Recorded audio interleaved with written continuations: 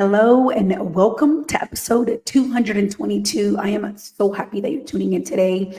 And if this is your first time tuning in, I want to welcome you. And if you've been tuning in with me for the last 220-ish episodes, I want to say thank you for your continued support. I am so happy about today's topic. Today, we are talking all about your transferable skills. So if you are possibly thinking about the transition or you're like, I have no idea what I'm going to do with my career, first, I want to invite you to join me to my LinkedIn live event that I'll be hosting on June 19th, which is a Wednesday at 12 p.m. Eastern Standard Time. And what we'll be doing is going over how you can start to identify your career after the military. And I want to emphasize that this is something that you don't have to have perfectly.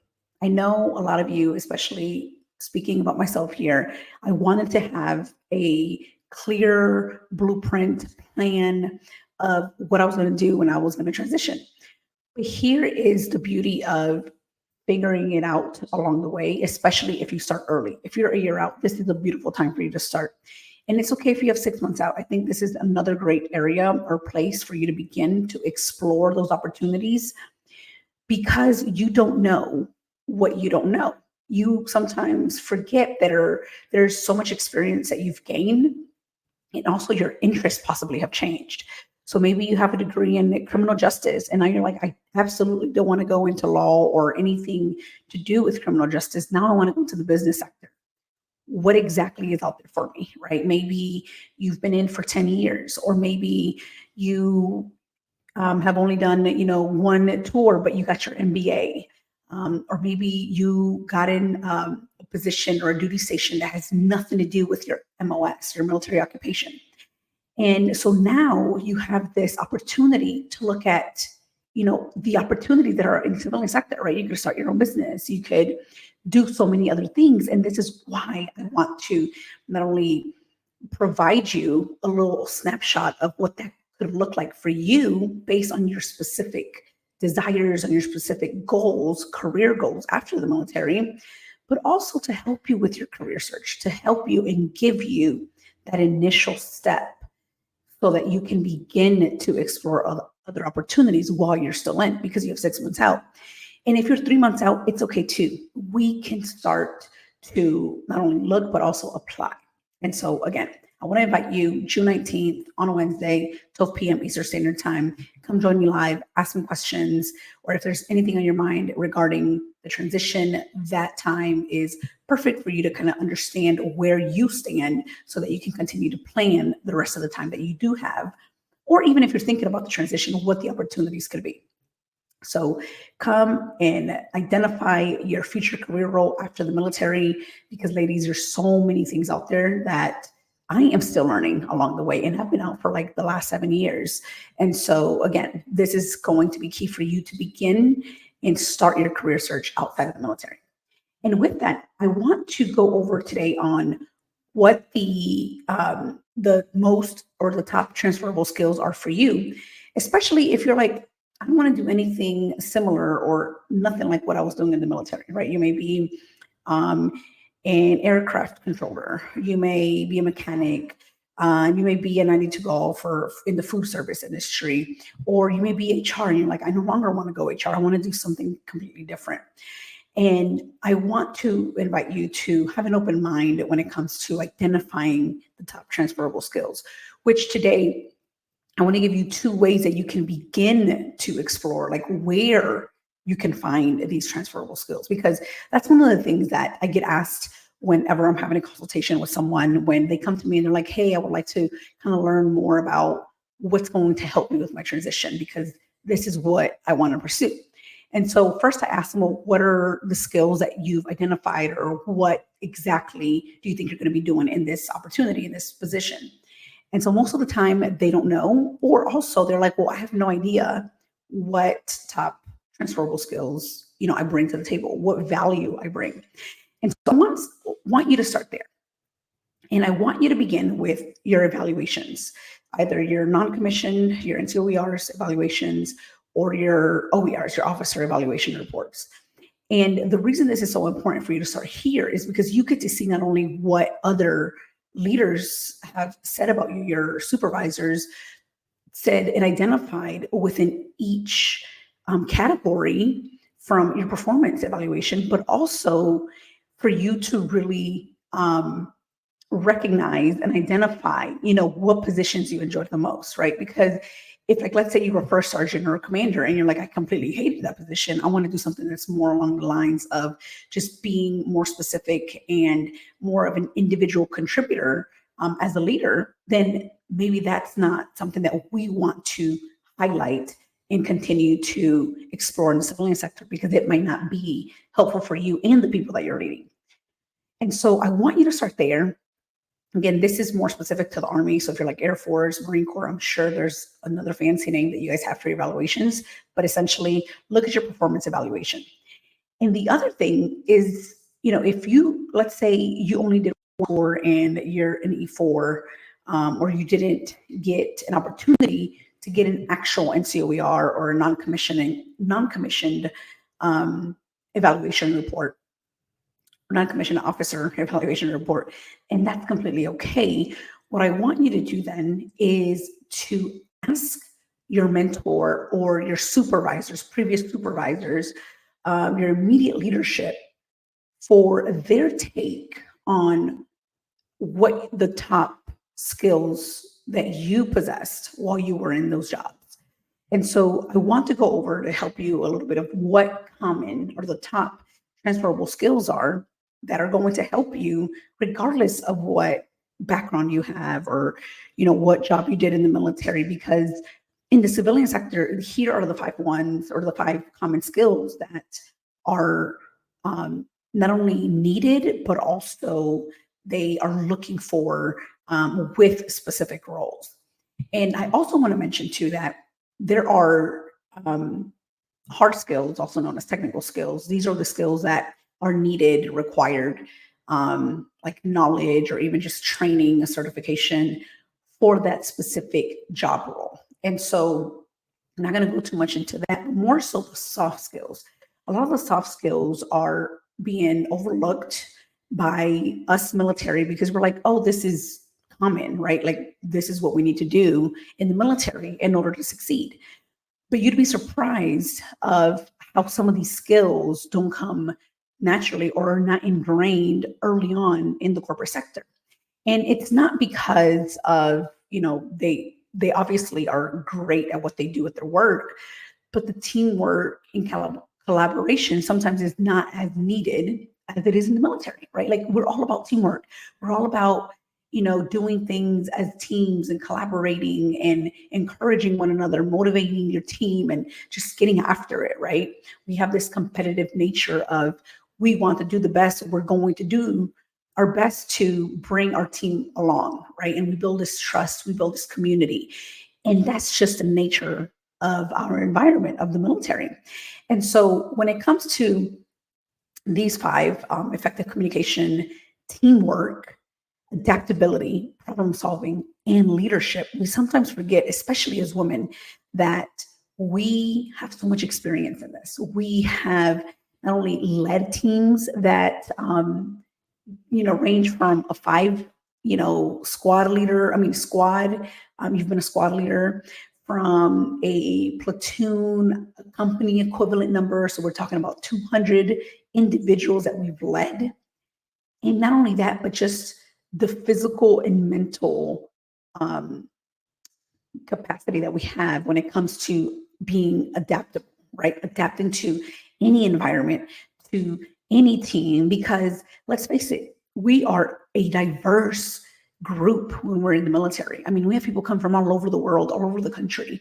And so when we have that experience and have been in a group of, such diverse backgrounds, it's a lot easier for us to forget and oversee that this isn't something that is typically known outside of the military.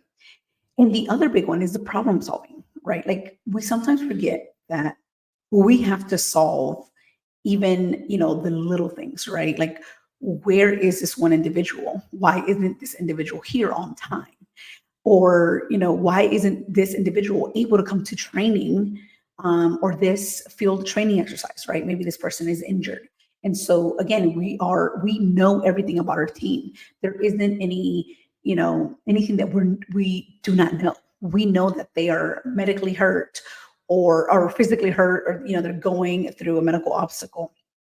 Family, maybe they're having like a family issue, and we know that, right? Like that's just something this is what we do in the military. We take care of our soldiers, we take care of one another, and we know what is happening in each other's lives. And so again, when we can not only expose this and communicate this in a way that's going to help us, right? Maybe you're looking to be an operations manager, maybe you're looking to be a plant manager, a supervisor in um, in an environment where you are needed, 24/7, or you are on call 24/7, let's just say, and it's a very demanding opportunity where you're constantly being called in, no matter what time of the day. That's normal for us, right? Like we are constantly, in a space where we're going to get a phone call. One of our soldiers did something, that was not supposed to be done, or one of our soldiers got injured, or, this is happening real time at our unit because we're functioning 24/7. So this is normal to us. It's not something that is out of the ordinary because we're so used to this. And so being able to identify that is key.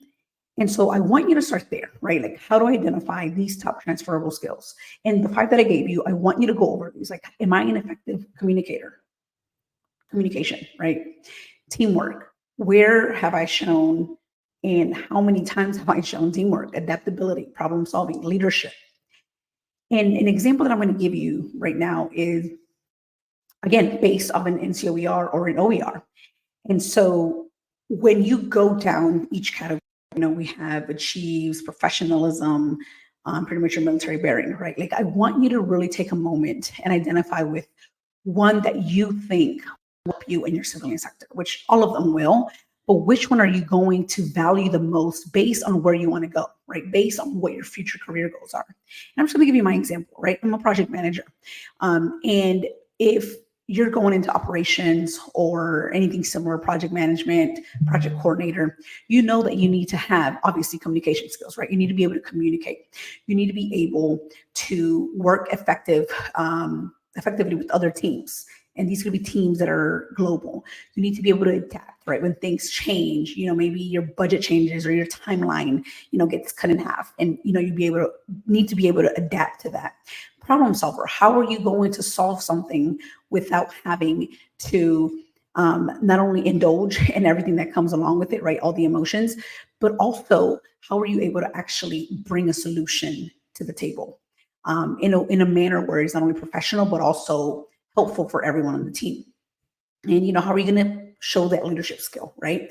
And so I also want to provide you with other things that may be coming up where a lot of the times we forget about the emotional intelligence that we bring to the table too, right? So negotiated. Have we negotiated before? Of course we have. We probably haven't negotiated, money that we actually have, but we have negotiated, timeline. We've negotiated different types of amounts when it comes to a field exercise, right? Something that like a large magnitude when it comes to how much we actually are able to spend, right? Because most of the time we're worried about spending more than saving, because the military gives us a budget. The military says, here is your fiscal budget and you need to spend it, right? So we're not focused on saving, we're focused on spending. But how are we spending that, or how have we spent that in a way that serves the unit, the organization, your team, and everyone else around us? And so how can we then bring the emotional intelligence into that? And negotiating is one of them, right? Like you have to be able to really get to somebody else's level of how they are understanding, or how you're understanding their emotions, right? Collaboration. Have you trained or mentored somebody?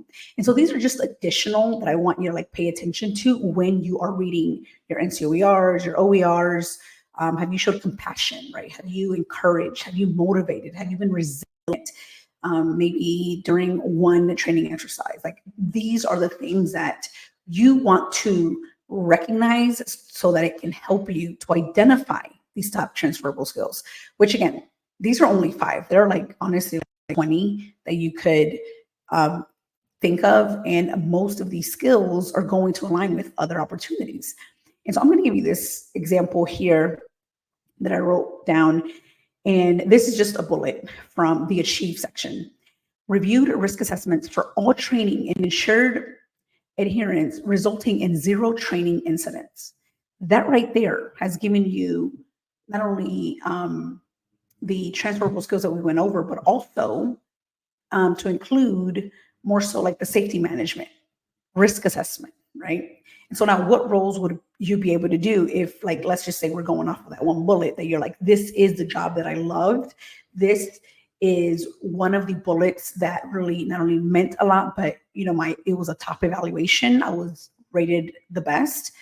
You could be a risk assessment manager. You can be a compliance specialist. Looking at those roles is going to help you to even communicate more on your resume on what you've done, what skills are actually transferable from your experience.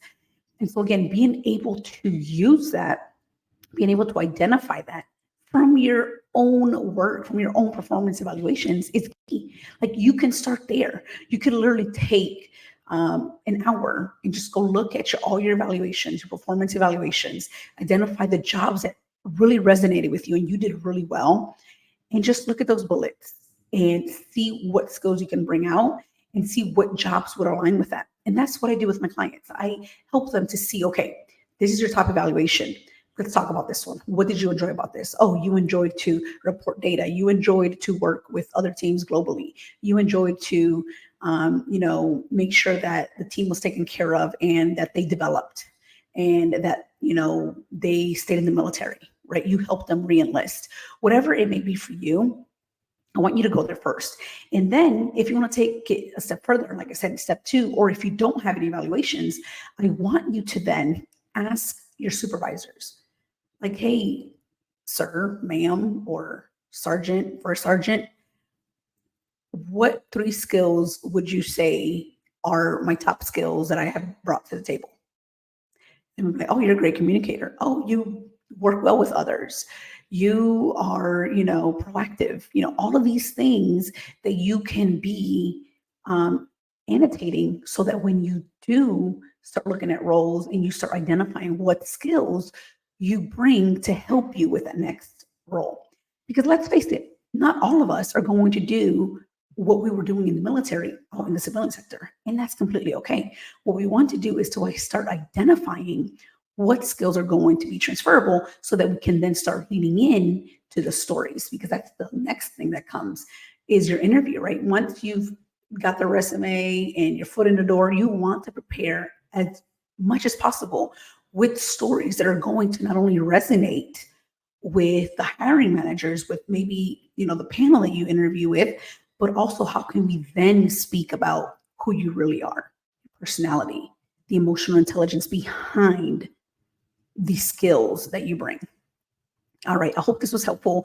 Again, if you would like to learn more, come follow me on LinkedIn, send me a DM with the word career, and I'll be happy to connect with you and not only share more about what will help you with your transition, but also any recommendations on future live events that are going to help you with your career outside of the military. All right, ladies, I hope to see you on June 19th at 12 p.m. Eastern Standard Time to help you identify your career role. Have a beautiful rest of your day.